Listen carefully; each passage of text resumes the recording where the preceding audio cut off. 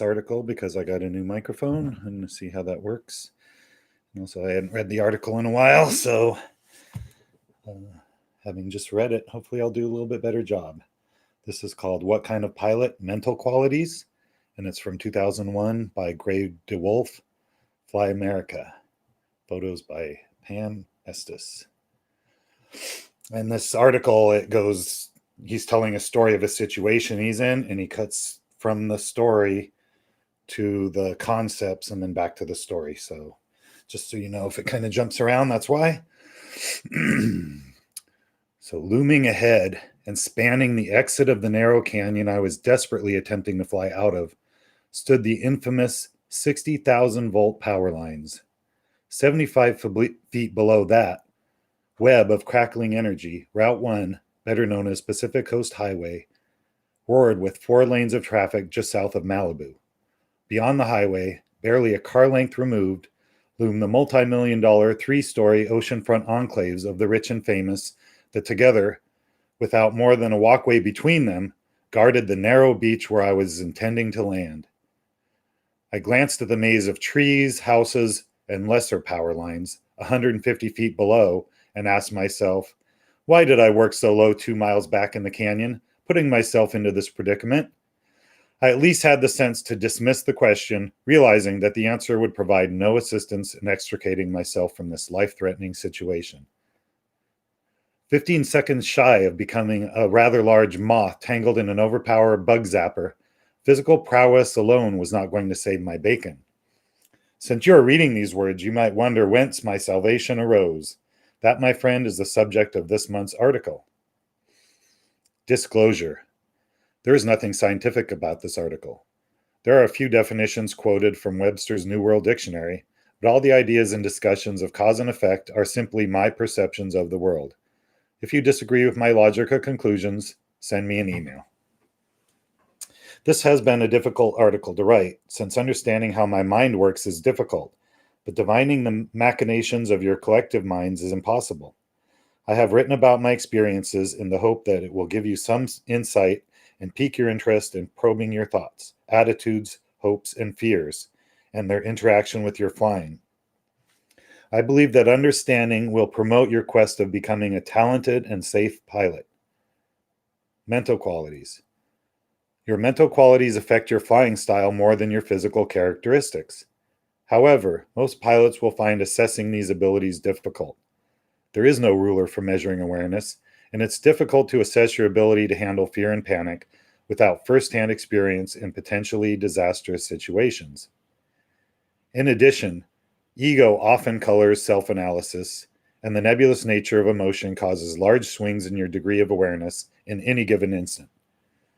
So try and be honest and conservative with your analysis, and maybe ask your flying buds for their opinions too.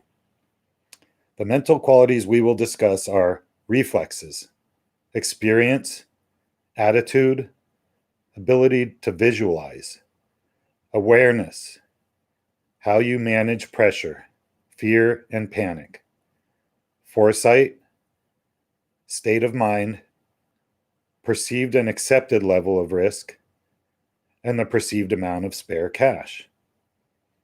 The piloting skills these physical traits and mental qualities affect are ground handling, launching, in-air handling, landing, and crashing. In short, every aspect of preparation and flying a hang glider. Qualities and techniques. Reflexes. Rate your reflexes as existent or non-existent. Do you freeze up? Are your reflexes appropriate? Are they trainable?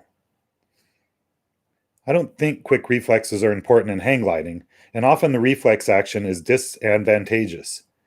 I do believe that it is more important to stop, think, and then respond, rather than automatically reacting. Events unfold relatively slowly in hang gliding. When you're only moving 30 miles per hour, it takes you over 2 seconds to travel 100 feet, and you almost never fly that close to anything outside of launch and landing. Contrast that with driving your car at 70 miles per hour, often within 10 feet of obstructions, and you can see that if you drive well, your reflexes are quick enough to fly. The complexity of flight favors the slower process of perception, thought, decision, and action. However, what's important to know is how your reflexes work in intense situations, whether they are appropriate, and if you can and want to train them. For example, the time when we are the most reflective, meaning when we react without thinking, is during a crash. I define a crash as any landing less than graceful. Inappropriate reflexes include pulling your feet out from under you so some other part of your body hits first. Your legs are your best shock absorbers. You used them when you jumped off the step, didn't you? Or gripping the down tubes firmly with both hands as you swing through the control bar.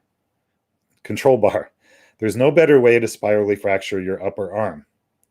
Or to lock your elbows as you land on your hands. You need to bend your elbows to break the force of impact without breaking your arms. To train your reflexes, you first have to believe that the techniques you are learning are appropriate. Second, you must practice either in reality or through visualizing yourself going through the actions.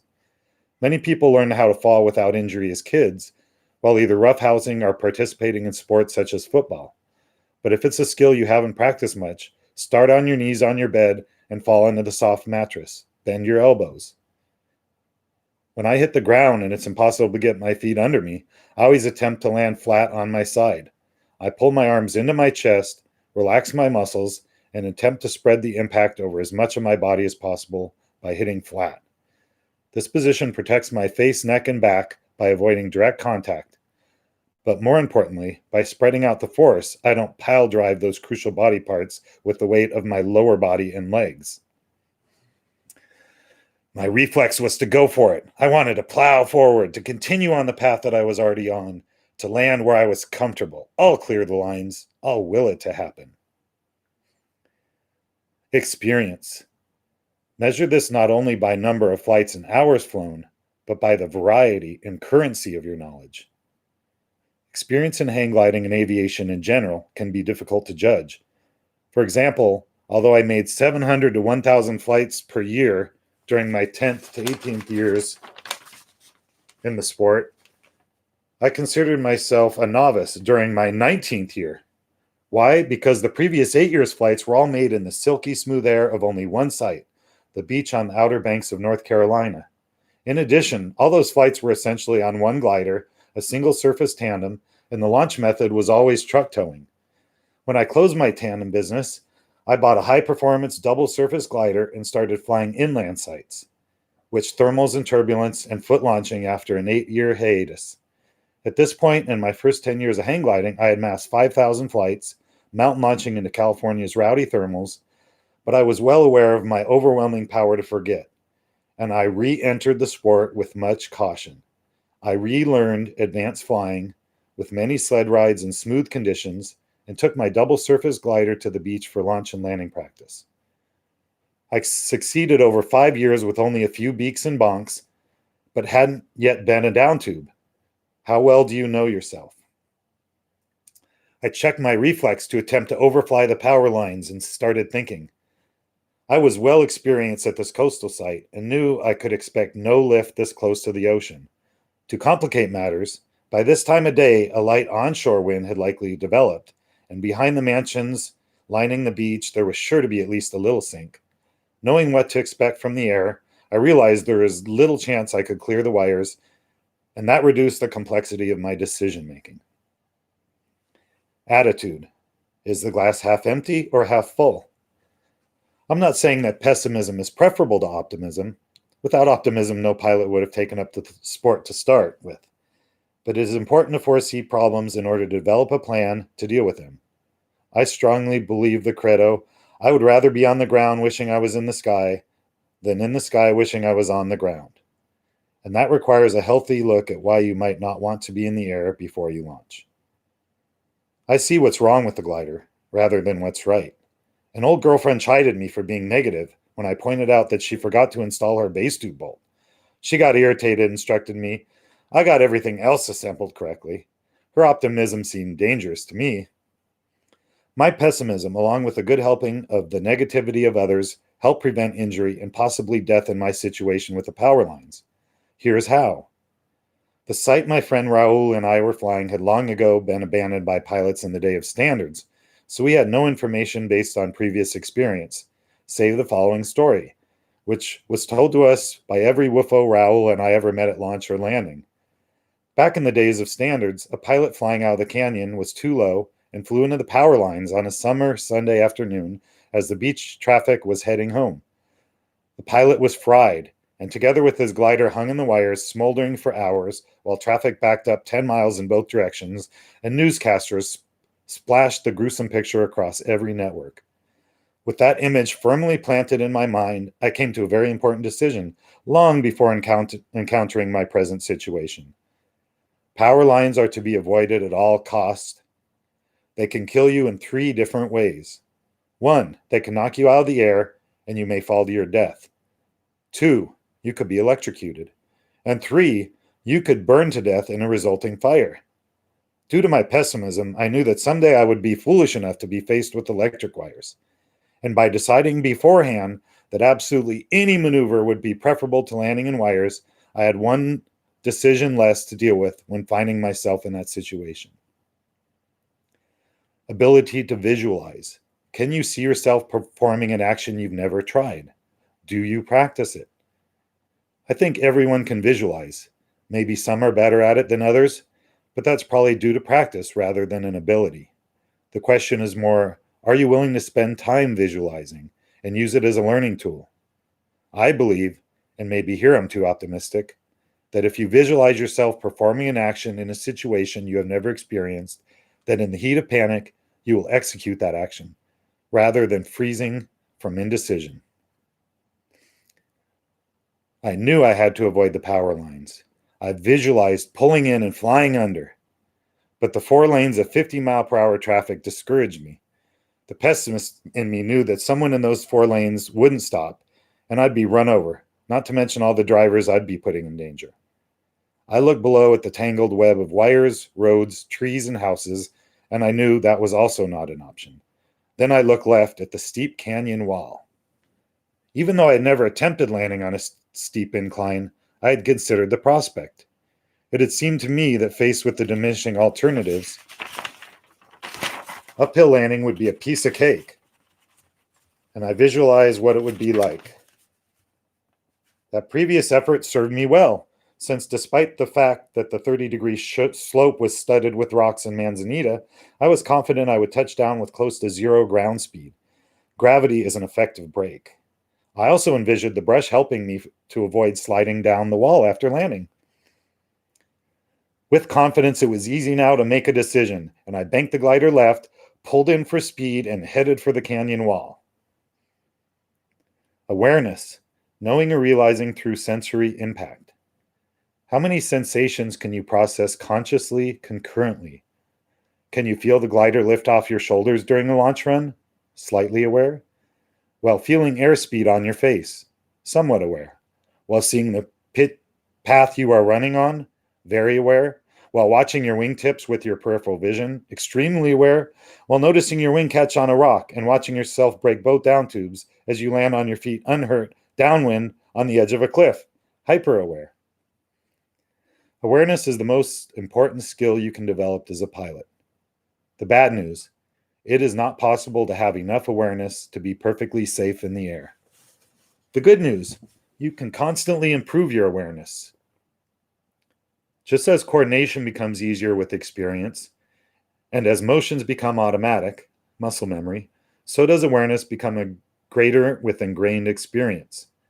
Awareness can vary greatly depending on the pressure one's experiences. Everyone's awareness is almost non-existent when they are totally relaxed, asleep, and builds as situations become more invigorating or exciting. Then awareness starts to fade as this experience becomes more intense or fear-inducing. At this point, there are 2 radically different paths awareness can take. In some people, as fear builds, awareness becomes totally blocked. In others, the increasing fear evolves into an incredible calm and hyper-awareness sets in. Your learning and flying techniques should be specifically tailored to your present level of awareness. Rate yourself in 4 states of excitement. No one flies while sleeping. The mode you are in while setting up your glider and ground handling. 2, flying around in comfortable conditions. 3, launching, landing, and when situations are tense in the air. 4. Crashing. How do you manage pressure, fear, and panic? At what point do you start to be overwhelmed? When do you freeze? I manage pressure poorly. Put me in front of a video game and I get flustered when attacked by foes moving faster than molasses. I lose coordination, awareness, and the ability to think. In other words, I panic. I'm the same when thermaling close to the hill or when I'm in a get up or go land thermal. I get tense, then think and perform poorly when there is an alternative to dealing with the pressure, like searching elsewhere for lift or landing. But when faced with no alternative, and especially when bodily injury is imminent, my mind operates differently. A pleasurable, overwhelming calm sets in, and my mind becomes slightly removed from my physical being as it steps back and surveys the situation. Time moves slowly, and I feel as though I see events with unusual clarity. Decisions are made instantaneously and unerringly. I become intensely aware of the important events around me, and I feel no pain. Without this state, I surely would have died early in my hang gliding career. See the tipstall sidebar. Now that I knew I was going to land on the side of the canyon, my mind relaxed. I surveyed the possible clear spots between the bushes, and seeing the difficulties, I first thought about the inconvenience of removing the glider from such an awkward place. I laughed at myself as I pictured the alternative, the inconvenience of extracting my glider from the power lines 75 feet above a bustling 4-lane highway. Foresight, the ability to predict the future.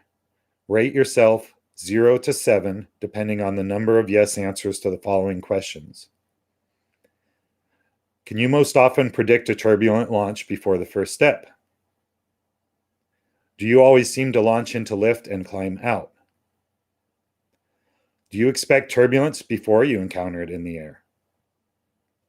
Do you usually land close to the spot you've picked? Are thermals where you expect them? Have you foreseen the possibility of accidents before they happen to other people? Developing foresight in aviation requires learning the characteristics of the medium through which you are flying. It's impossible to predict the path of your glider without at least an approximate knowledge of the characteristics of the air through which you are passing. Learn to see the air using all your senses. I was fearful that I might be flying into descending air as my chosen landing spot was on the lee side of a canyon wall. So I pulled in to my waist for excess airspeed. My plan followed my vision of what a steep uphill landing would be. I envisioned a steep dive for speed so the glider would carry its momentum through the quick pull-up and climb parallel to the slope. Then stalling at the instant it lost all ground speed, its nose already high. Together we would settle gently and be held in place by the bushes. And anticlimactically, that is how it happened. Bagging my glider and carrying it down the steep slope was no picnic. But I was smiling and singing the whole time, thinking about the horrific circumstances I had avoided. State of mind. Is your mind in the right state for flight?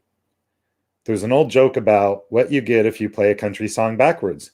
You get your wife, trailer, and truck back, and your dog comes home. Well, depending on which way your life is playing, you might have other things on your mind. Flying already requires more brain cells than I have left, so I pay much attention to any distractions in my life. Think about it. Perceived and accepted levels of risk. It is important to perceive every flight as being potentially dangerous, or you may be lulled into complacency. Depending on how much risk you are willing to expose yourself to, you need to decide how much training you wish to undergo to be prepared for those risks. Your instructor will mostly determine what you'll learn up to your novice rating, but after that, you decide if you'll take advanced lessons. How much risk are you willing to endure? Perceived amount of spare cash. Can you afford to buy glider parts? One part of the equation is that lessons are cheaper than glider parts, but another is that if you are also so poor that you are trying to protect your glider in a crash, you may be putting yourself in danger. Crashes in which gliders sustain no damage often break bones, and vice versa. Use your glider as an effective shock absorber. If you want to follow the least expensive path in hang gliding, seek out all knowledge and practice in visualization techniques. You can become more versatile and a safer pilot by understanding and evaluating your thought processes, practicing techniques on your glider and in your mind, making crucial decisions before you're in dire circumstances, and above all, removing your ego from the learning and the flying processes. I'm at the level I am, not because I'm talented, but because I have 10,000 training hill flights, took every lesson any instructor offered, and practice and evaluate skills and techniques on every flight. You can fly as safely as you wish. All of the articles to follow will incorporate the ideas expressed in this one. Next month, we will evaluate your glider. All right, so this time I'm going to read the sidebar. So the sidebar says tip stalls, or tip stall. I was taking my 6th lesson, flying from the top of the 150-foot training hill and doing great in the mellow beginner glider. Through the beginning of the lesson, I had yet to crunch any aluminum, and I was considering buying a glider of my own. To that end, my instructor had brought along 3 used gliders for me to fly and evaluate. I flew the first and the second, and although I noticed a slight difference in their handling characteristics from what I was accustomed to, I felt comfortable on both. With confidence, I launched a 3rd glider, and at 200 feet out and 50 feet above the slope, I banked the glider to the right to fly parallel to the hill as was necessary to avoid overshooting the spot. As the nose yawed toward the heading I desired, I attempted to level the wings. The glider did not respond to my coaxing and remained banked at 20 degrees. Most likely, I had been watching birds or clouds when my instructor discussed tip stalls. For now, I had absolutely no idea why the glider was not responding. I became nervous and threw my weight left as the nose continued past 90 degrees and the hill appeared in front of me. Events began happening faster, and before I knew it, the nose was dropping and heading straight for the ground. Sky disappeared and ground loomed in front of me. I knew I was going in. Maybe 20 to 30 feet in the air and diving, everything slowed down. The thought, I'm going to crash, went through my mind. Then I became very calm. Next I thought, I don't know the best way to crash a hang glider. I puzzled for an instant and then told myself, do what you know. Roll into a fetal position and turn on your side. I had fallen many times in my life prior to this incident. I practiced gymnastics and wrestled for 4 years in high school and had been thrown to the mat often. I had jumped out of trees and off rocks in attempts to become airborne as a child. All this practice and the fact that I entered this altered state in a life-threatening situation, it has happened many times in my life, kept me from piling headfirst in the hill and probably killing myself. I hit the ground after taking out a down tube with my body and sustained no injuries other than a cut on my elbow.